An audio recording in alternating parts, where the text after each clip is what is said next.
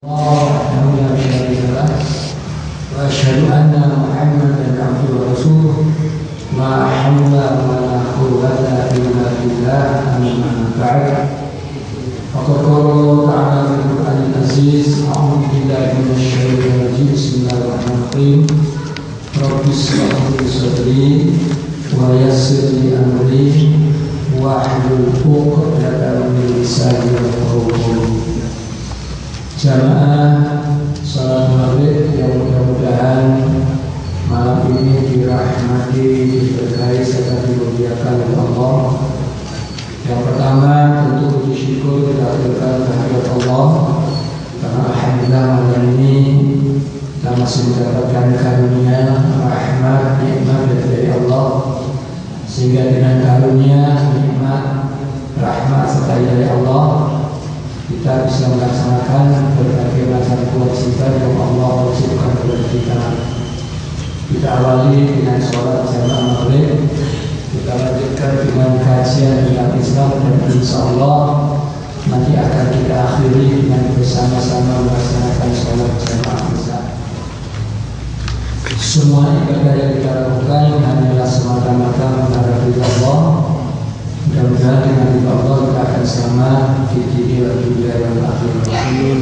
Malam ini kita akan mengkaji dua surat. Yang pertama surat Al-Hasyr, yang kedua adalah surat Fatir ayat 29. Allah Subhanahu berfirman dalam surat Al-Asr, wal asri demi masa, demi waktu, suatu waktu dan setiap waktu. Innal insana lafi khusrin, sesungguhnya manusia itu benar-benar dalam kerugian. Illal ladzina amanu wa amilus sholihat, kecuali orang-orang yang beriman dan beramal soleh, wa tawassaw bil haqq, dan nasihat-nasihati supaya mentaati kebenaran, wa tawassaw bis sabr, dan nasihat-nasihati supaya mentaati kesabaran. Jadi Allah bersumpah dengan waktu bahwa sesungguhnya manusia itu semuanya adalah Allah, itu dalam keadaan rugi. Yang kaya rugi apalagi yang miskin, ya. Yang pandai rugi apalagi yang bodoh. Tentu kita tidak ingin menjadi orang-orang yang rugi. Karena itu Allah berikan solusi di dalam satu ayat surat Fatir ayat 29. Allah berfirman, a'udzubillahi minasyaitonir rajim, innal ladzina yatluna kitaballah wa aqamus shalah wa anfaqu mimma razaqnahum sirran wa 'alaniyah yarjuna tijabatan lan tabur. Kata Allah, innal ladzina amanu, innal ladzina, sesungguhnya orang-orang yang yatluna kitaballah, selalu membaca kitab Allah, wa aqamus shalah, dan mendirikan salat, wa anfaqu mimma razaqnahum, dan menafkahkan sebagian dari rezeki yang kami anugerahkan kepada mereka, sirra wa alaniyah, baik secara diam-diam atau secara terang-terangan, yarjuna tijaratan lan tabur. Mereka itu yang mengharap perniagaan yang tidak akan rugi. Kenapa Allah mengatakan hidup itu perniagaan? Karena memang orang hidup itu seperti orang berdagang. Kalau tidak rugi, ya untung. Kalau tidak selamat, ya celaka. Kalau tidak masuk surga, ya masuk. Nah, tentu kita tidak ingin. Karena itu Allah berikan 3 macam solusi yang harus kita lakukan dalam hidup kita. Apa itu? Yang pertama kata Allah, innal ladzina yatluna kitaballah, sesungguhnya orang-orang yang selalu membaca Al-Quran. Jadi kalau kita tidak ingin rugi, kata Allah, bacalah Al-Quran selalu. Makanya sering saya sampaikan, umat Islam ini mestinya harus punya pedoman tiada hari tanpa membaca Al-Quran. Mestinya ini. Kenapa? Ada hadis riwayat Muslim menyatakan an Abi Hurairah, dari Abi Hurairah radhiyallahu anhu, anna Rasulullah sallallahu alaihi wasallam la taj'alu buyutakum maqabir. Kata Rasulullah, ya, jangan kalian menjadikan rumah-rumah kalian kuburan. Ya. Inna syaitan, sesungguhnya syaitan itu yanfiru, akan keluar, ya, dari rumah kalian di saat min baitilladzi, di mana rumah kalian yuqra'u fil Quran, dibacakan di dalamnya Quran, yaitu surat Al-Baqarah. Jadi Rasulullah menyampaikan kepada kita, jangan kamu jadikan rumahmu seperti kuburan. Kenapa jadi kuburan? Hanya digunakan untuk tidur saja. Jangan. Ya. Fungsi rumah itu bukan untuk tidur saja, tapi juga untuk beribadah. Itu sebabnya ketika Nabi sering saya sampaikan itu menyampaikan satu ungkapan yang indah, baiti jannati, rumahku adalah surgaku. Maka ketika beliau ditanya, ini jawaban Rasulullah, la taj'al buyutaka maqabir, jangan kamu jadikan rumahmu seperti itu. Kenapa? Sebab rumah yang tidak pernah digunakan untuk membaca Al-Quran itu akan dihuni oleh syaitan. Nah, kita tahu syaitan itu bagaimana. Nah, kalau kita baca dalam Al-Quran surat Al-Imran, insyaallah ayat 91, Allah berfirman, innama yuridu syaitan, sesungguhnya keinginan setan itu ialah an yuqi'a bainakumul adawah, agar manusia al-adawah itu selalu bermusuhan. Jadi kalau rumah itu sudah dihuni setan, insyaallah di dalam rumah itu yang paling banyak pertengkaran. Belajar sedikit, berbaca ngomong salah sedikit. Kenapa? Karena di dalamnya penuh dengan setan. Makanya Nabi perintahkan kepada kita. Dia hadis yang lain, kata Nabi, nawiru buyutakum, terangi rumahmu. Dengan apa? Bisolati, dengan sholat sunnah, fatilawati Quran, dan membaca Quran. Cuman saya umat Islam dalam memahami hadis ini justru berbalik. Kalau Nabi kan menyatakan jangan jadikan rumahmu seperti kuburan hanya untuk tidur saja, tapi gunakan rumahmu untuk ibadah, salah satunya membaca Al-Quran dan sholat sunnah. Tapi apa yang terjadi?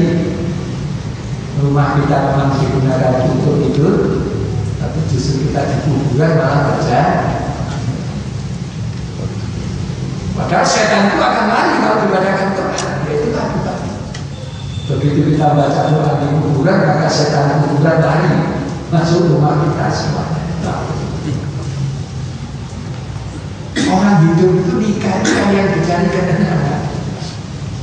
Dan keterangan itu akan diberikan oleh Allah kalau rumah itu dihuni oleh malaikat.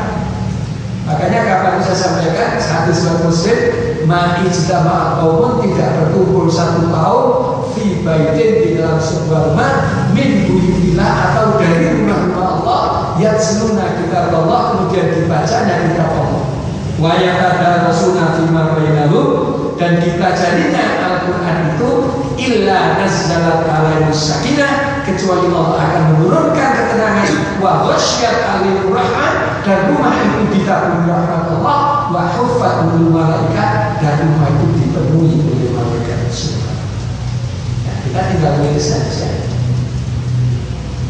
Apakah rumah kita jadi markasnya setan atau jadi markasnya malaikat? Ya, silakan. Allah kan selalu mengatakan, la ikraha, tidak ada paksaan di dalam agama. Kenapa? Qad tabayyana ruslu minal ghayy. Karena antara yang baik, yang benar, dan yang salah itu sudah jelas. Rumah kita yang dibunuh setan, karena setan itu sebenarnya nyanyian, musik itu sebenarnya setan. Musik itu sebenarnya setan. Dan di rumah kita itulah isinya, inti kita bunyikan nyanyian. Karena itu Rasulullah sabda man qara'al Quran, barang siapa yang membaca Al-Quran fastadharahu, dan menghafalkannya, wa ahalla halalahu, dan menghalalkan yang halal, wa harrama haramahu, dan mengharamkan yang haram, adkhalahul jannah. Subhanallah. Ya. Maka Allah akan memasukkannya ke dalam surga. Tidak hanya dia, wasafa'u fi asyrati min ahli baitihi kullu, dan dia akan mampu ya, untuk memberikan syafaat kepada 10 orang ahli keluarganya, wajatan lahum nar, sekalipun mereka sudah masuk. Kita akan berharap kalau bisa masuk surga itu tanpa mampir dulu, kalau bisa. Dan itu bukan perkara yang gampang. Kenapa? Sejarah membuktikan Nabi Adam itu hanya salah sekali saja sudah tidak bisa menempati surga. Kira-kira mampu nggak kita seperti anjuran khotib, wala tamutuna illa wa antum, jangan mati-mati kecuali mati dalam keadaan Islam. Nah, kalau kita nanti sampai masuk neraka dulu, maka kalau ada ahli keluarga kita yang hafal Quran, itu karena Quran itulah yang akan memberikan pertolongan kepada kita. Makanya di hadis yang lain menyatakan iqra'ul Quran wa innahu ya'ti yaumal qiyamah syafi'an li ashabi, karena besok Quran itu akan datang ya untuk memberikan syafaat. Karena itu mulai kita jalan.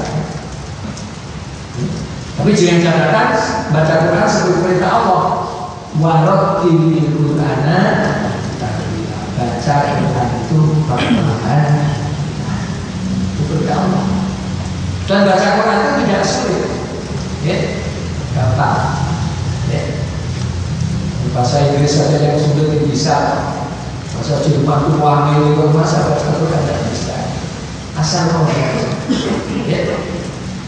Bahkan ada hadis riwayat Tabrani mengatakan ada 4 golongan manusia yaumal qiyamati, besok pada hari kiamat, ala kasifin min miski, dia enak-enak duduk di atas permadani yang tebal, layan lalu bisa, dia tidak diribetkan, tidak susahkan dengan hisab, walayan lalu fasul lima bainan nas, dan dia tidak diikuti rasa takut dalam hidup ada.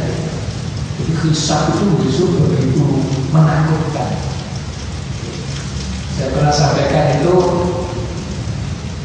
ketika orang diperiksa oleh Allah, ditanya oleh Allah, dibentak-bentak oleh saking takutnya,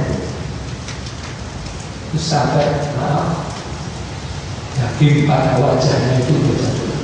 Saya ketika membaca hadis itu tidak percaya.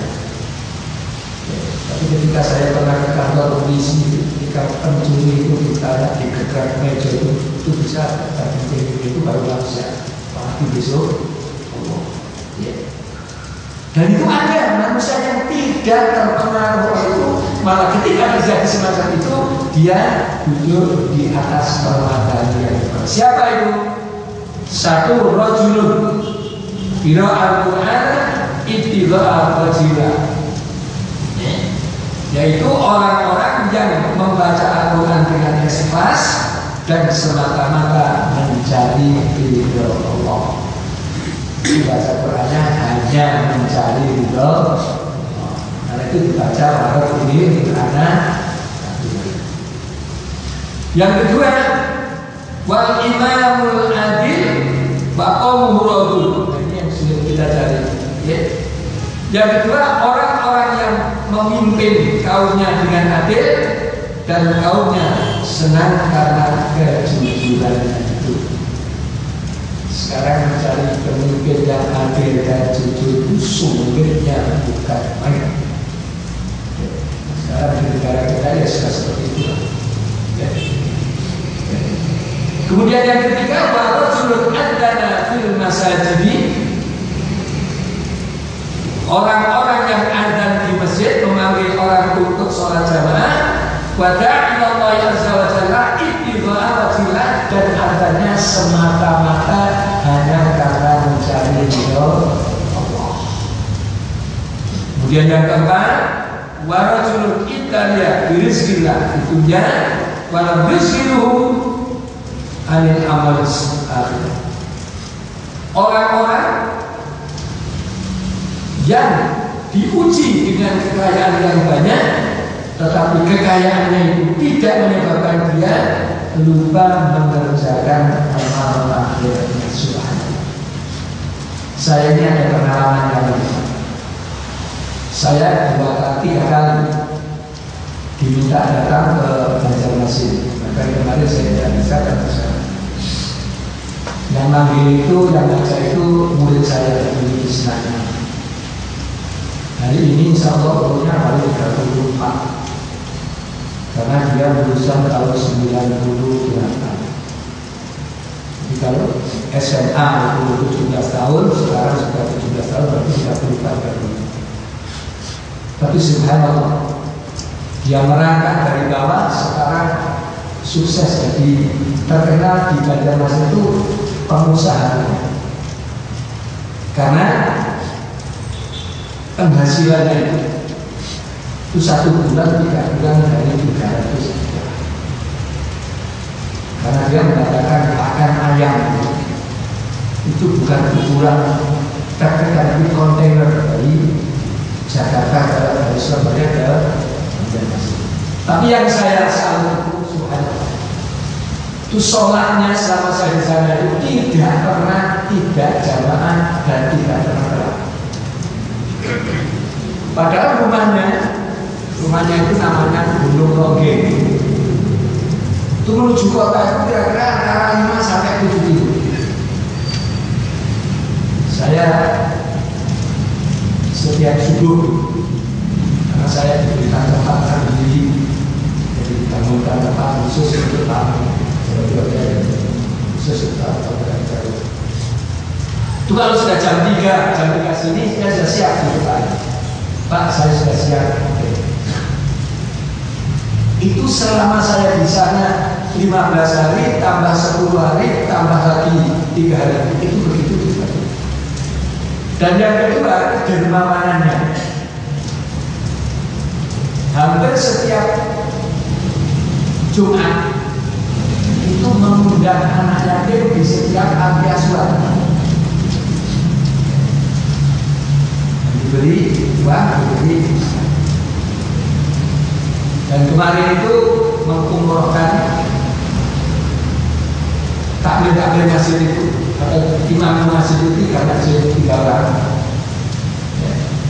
Kemudian insya Allah bulan Juni dia juga akan mengumrohkan 5 orang, termasuk diantaranya saya. Alhamdulillah. Hari saya diantarkan ke sini sudah selesai Pak, paspornya alhamdulillah sudah selesai. Ada selesai. Dan ketika saya minta bantuan untuk pembangunan masjid di Ngatan, di sana itu saya bilang di bawah 10 juta untuk masjid di Ngatan. Dan kemarin ketika saya kebetulan dia datang juga di sini, bisa sampaikan tentang itu, langsung dia mentransfer uang dan sudah diterima oleh takmir masjid itu 100 juta. Anaknya masih muda, insya Allah lebih tua anak. Itu sebenarnya kaya adanya, tetapi tidak pernah lupa urusan. Dan dia mau jadi muadzin. Jadi kalau dulu dia jadi muadzin di Masjid Istiqomah. Ya mudah-mudahan itu nanti akan kita terus. Tapi kita tidak tahu. Semoga kalau saya itu tidak berharap nanti ya terus. Karena itu daripada yang dimudahkan. Jadi orang-orang yang besok tidak disusahkan dengan hisab itu, artinya mereka dihisab semua, dia tidak. Apabila dia orang kaya, hartanya banyak, tapi dia tidak pernah lupa urusan. Dan ini tidak banyak orang-orang seperti itu. Dan itu kita mencoba kembali. Kemudian yang terakhir, tentang Quran. Hati-hati ya. Allah berfirman, "Wa man a'rada an dzikri." Di surat Toha ayat 125. Dan barang siapa berpaling dari peringatanku. Al-Dzikri itu Al-Quran. Jadi Al-Quran itu menjadi peringatan dari Allah. Karena itu Al-Quran itu mau'idhah. Wa inna lahu ma'isyatan dzanka, maka sesungguhnya baginya penghidupan yang sempit. Jadi orang-orang yang tidak mau hidupnya diatur dengan aturan Al-Quran, kata Allah, wa inna lahu ma'isyatan dzanka, maka kehidupannya akan menjadi kehidupan yang sempit, sulit dan rumit. Ya, seperti di negara ini. Ngatur apa yang tidak sulit. Sekarang ini tambah sulit, ya, saling nahan, saling menyangka dan sebagainya. Dan itu tidak bisa selesai. Kenapa? Selama Al-Quran tidak dijadikan aturan, jangan harap hidup itu bisa tenang dan bisa. Kenapa? Yang menciptakan dunia seisinya ini Allah. Yang menciptakan manusia ini Allah. Yang memberi kebutuhan manusia ini Allah. Tapi ternyata hidupnya tidak diatur menurut aturan Allah. Ya rusak. Sama saja dengan bapak di dalam keluarga. Bapak yang membiayai, bapak yang membuatkan rumah dan mencukupi seluruhnya, dan ternyata keluarga di rumah tidak mau menurut aturan yang wah saya rusak. Termasuk apa? Itu belum seberapa kata Allah. Pada ayat yang ke-125 Allah menyatakan selanjutnya wa nahsyuruhu yaumal qiyamati a'ma, alhamdulillah. Dan besok di padang mahsyar yaumal qiyamati a'ma, mereka itu akan dibangkitkan oleh Allah dalam keadaan a'ma, buta. Kalau saya bayangkan besok itu yang namanya yaumul mahsyar itu seluruh manusia yang diciptakan Allah sejak zamannya Nabi Adam sampai di hari kiamat itu dikumpulkan jadi satu. Maka ada kisah Allah akan menurunkan matahari serendah-rendahnya.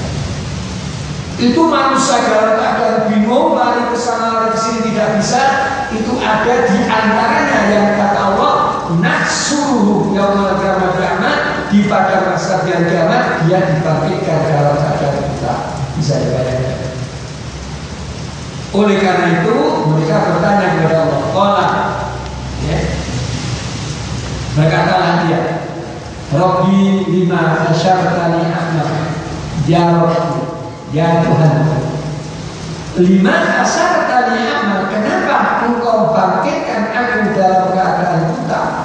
Mengapa engkau menghimpunkan aku dalam keadaan buta? Wa qad kuntu basira.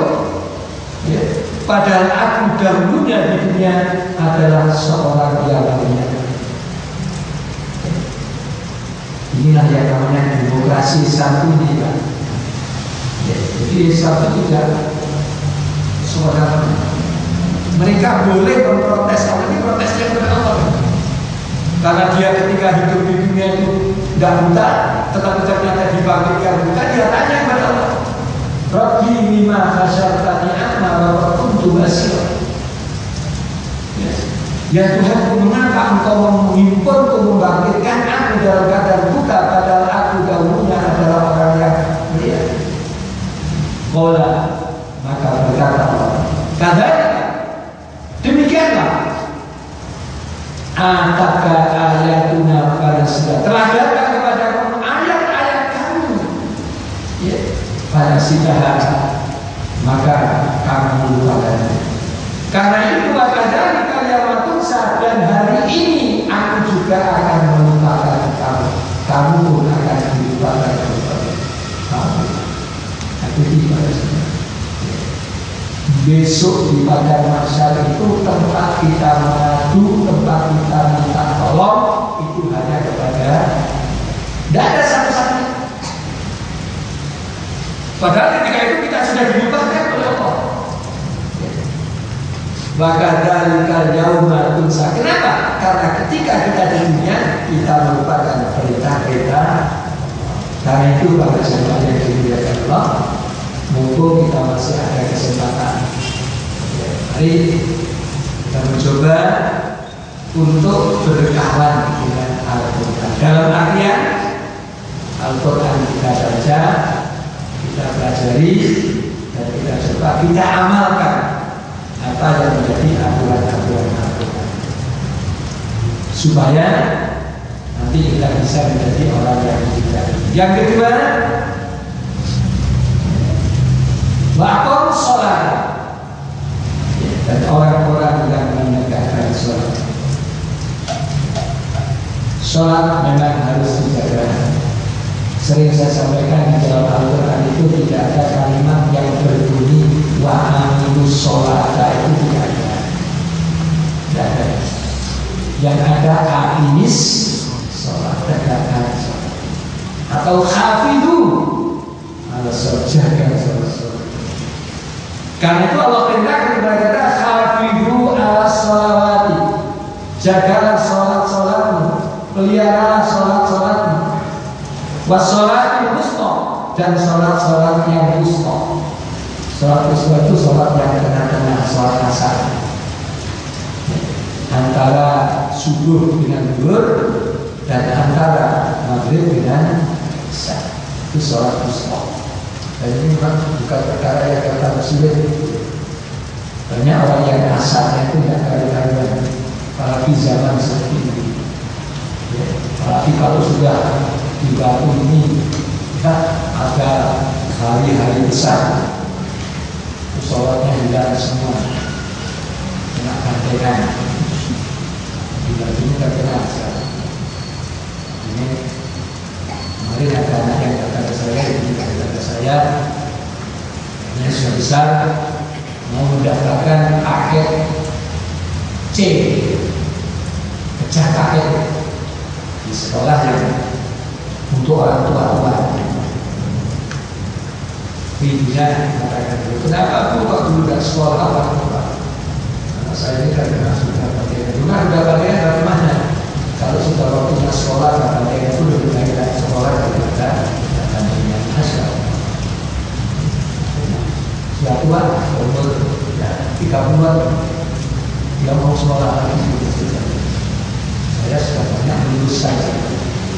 Untuk yang ijazah SMP dan ijazah SMA itu hanya ditempuh beberapa bulan saja, dan sekolahnya hanya asal sampai isya saja.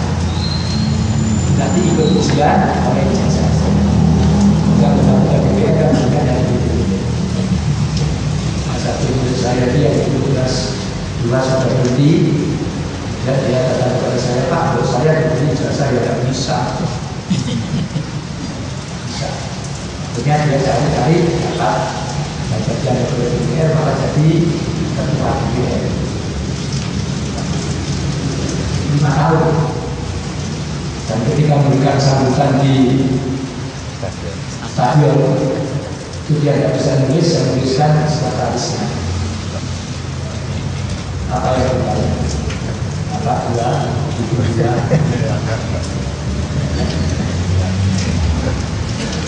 Itu bisa jadi cuma sebenarnya maksudnya kata-kata kan kalau kata dua itulah itu. Karena itu para jamaah kembali kembali menjaga sholat itu paling tidak ada 4. Satu, biasakan sholat di awal waktu dan jamaah. Yang kedua, sempurnakan wudunya. Banyak saya itu wudu itu belum sempurna.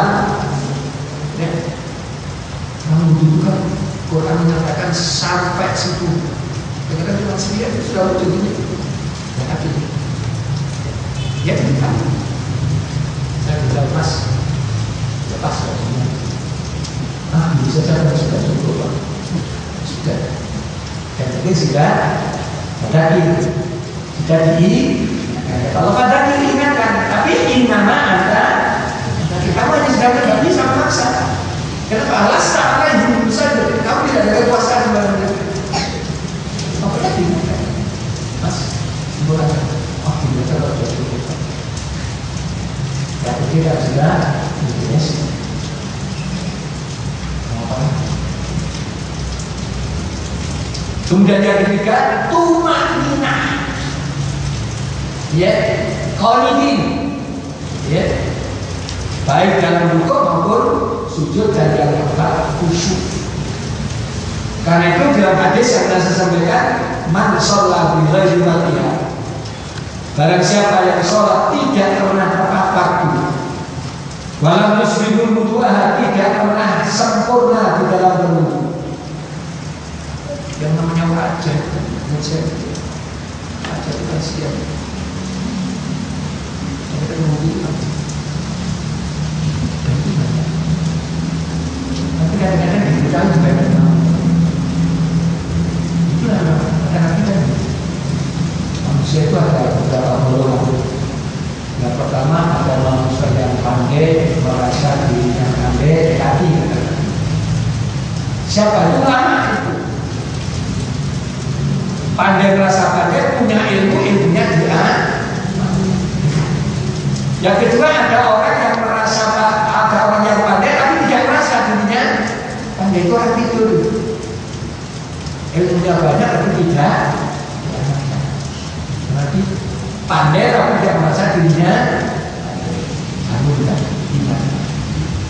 Yang ketiga orang yang bodoh tapi merasa dirinya bodoh aja, termasuk saya dan Pak Jan. Bodoh merasa dirinya, makanya bilang yang paling parah itu karena Nabi yang keempat.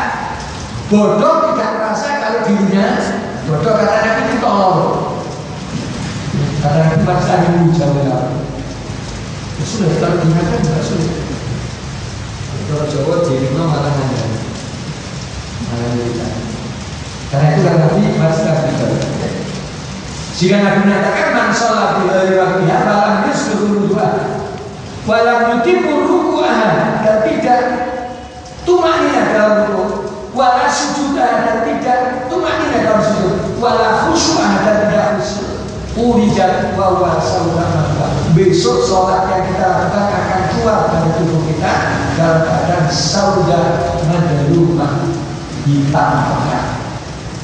Seraya sholat mengatakan doa Allah, kamu tidak akan direken oleh Allah.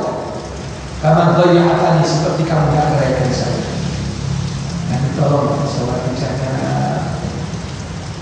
Syukur kalau Bapak ini sudah tahu sekali arti bacaan sholat. Itu penting.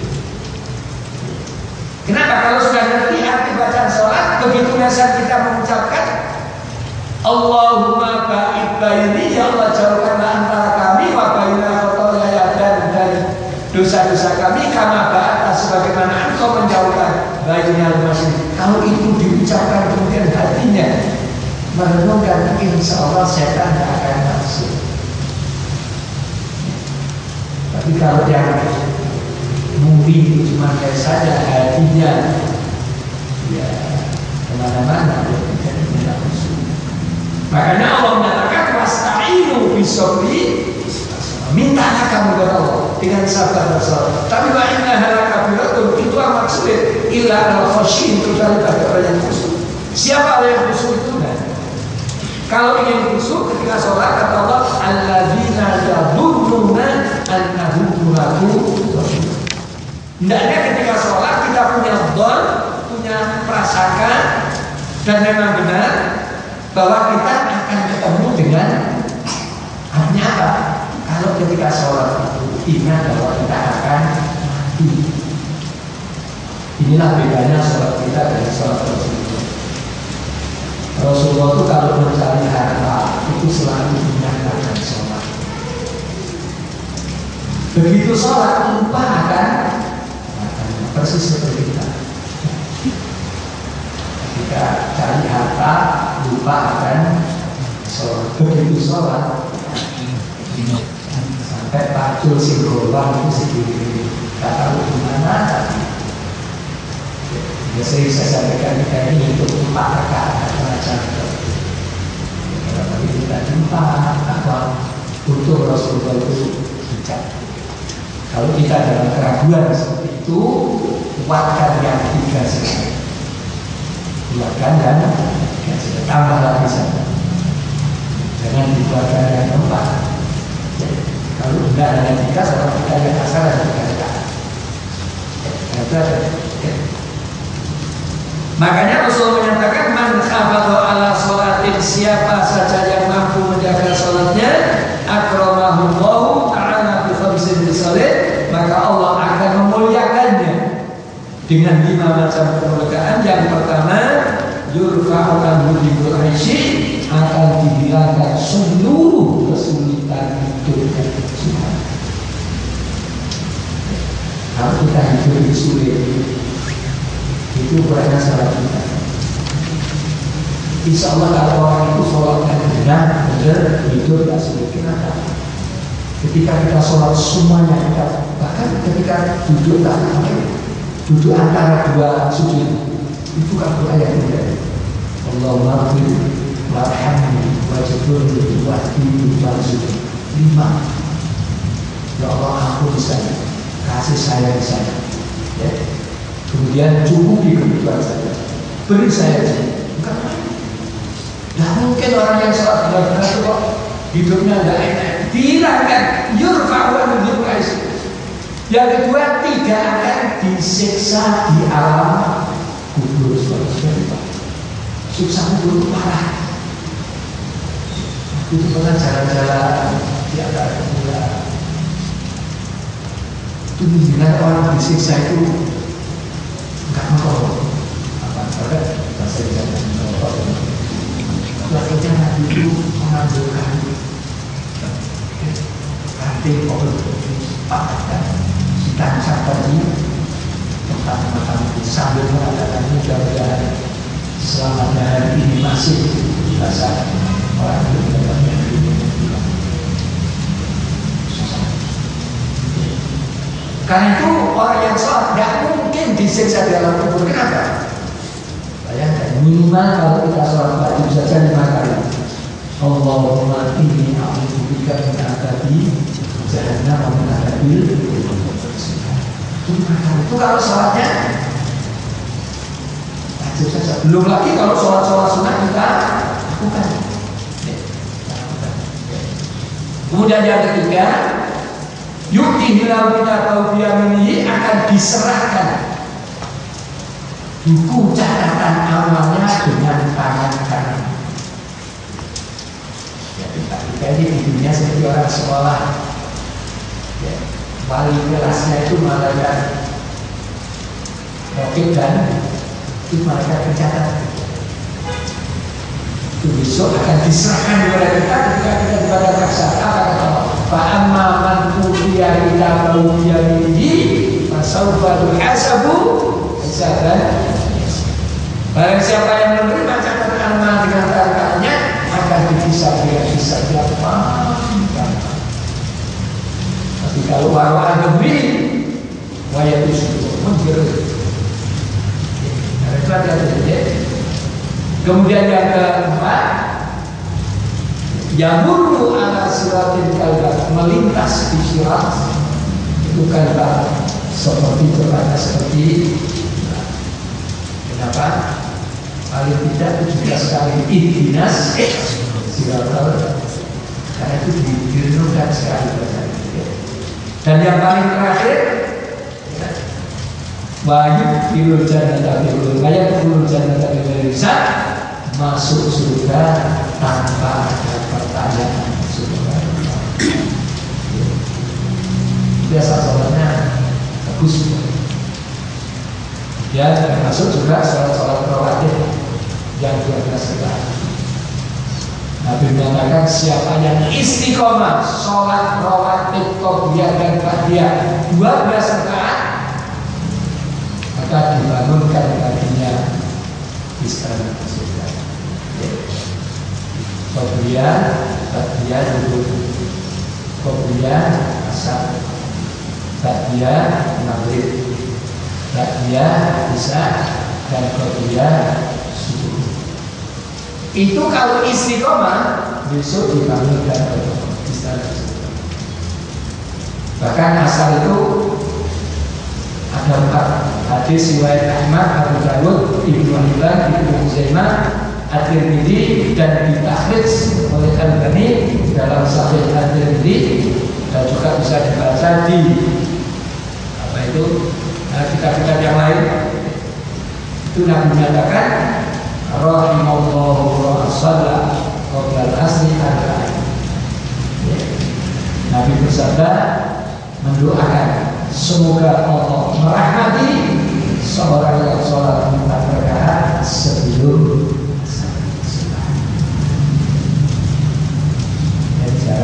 maksud saya kalau saya berempat hadis. Kemudian yang terakhir wa mimma wa anfaqu mimma razaqna, menginfakkan sebagian rezeki. Tadi sudah saya sampaikan, Allah tidak tanggung-tanggung kalau menyuruh hanya sedikit, tapi kalau mengembalikan banyak.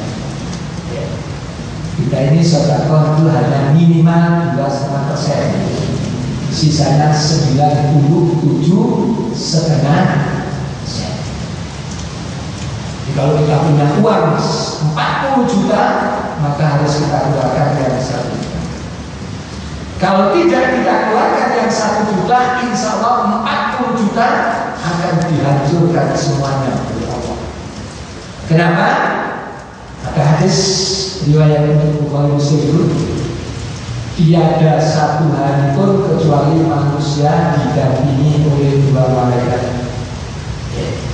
Yang satu malaikat berdoa, ya Allah tambahlah harta orang yang disedekahkan. Malaikat yang satu berdoa, ya Allah hancurkanlah harta orang yang tidak disedekahkan. Karena itu kalau terjadi bencana, tolong muhasabah. Itu jangan menyalahkan orang lain, tanya kenapa saya. Kenapa? Karena kata Allah, dhaharal fasadu fil barri wal bahri bima kasabat. Terjadinya bencana itu karena dosa-dosa yang kita perbuat. Termasuk diantaranya adalah kita kadang-kadang akhir.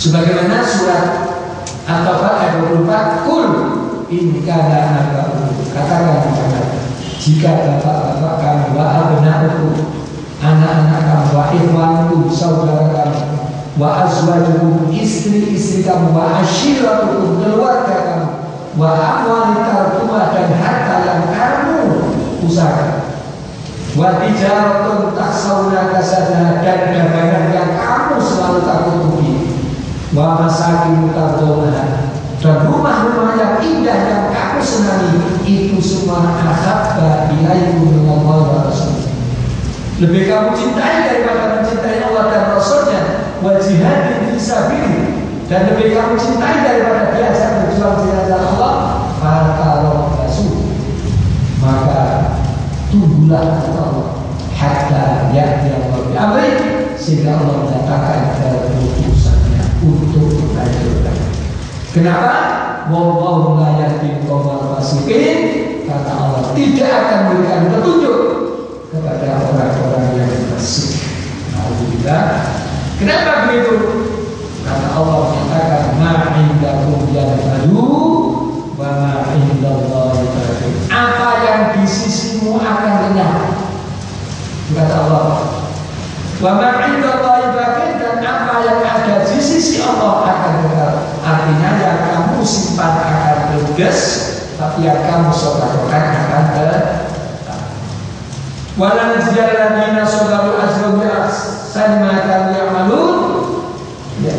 Karena sesungguhnya kami Allah akan memberi balasan kepada orang-orang yang sabar dengan pahala yang lebih baik dari apa yang telah mereka kerjakan. Karena itu kalau kita ingin membawa harta kita ke surga, itu harus kita sedekahkan. Karena Allah menyatakan ma'indahu yanfadu, apa yang kamu simpan akan semuanya ada yang Tapi wama indallahi baqin, makanya apa yang kamu buat untuk Allah itu akan kekal sampai jasadnya. Saya kemarin ke makam buah itu kebetulan di sana ada orang meninggal dunia, itu digalikan kubur. Ternyata menggali tempat kuburan orang lain yang sudah bertahun-tahun. Itu ternyata jasadnya masih hidup. Setelah diselidiki katanya ternyata orang Tuhan. Dia rajin sedekah, rajin baca Quran, dan sabarnya subhanallah. Ketika dia ditipu oleh kawan dagangnya 1 miliar, dia tidak marah sama sekali. Termasuk juga jasa Nabi. Sekarang langsung. Artinya orang itu kalau baik 3 macam yang dilakukan.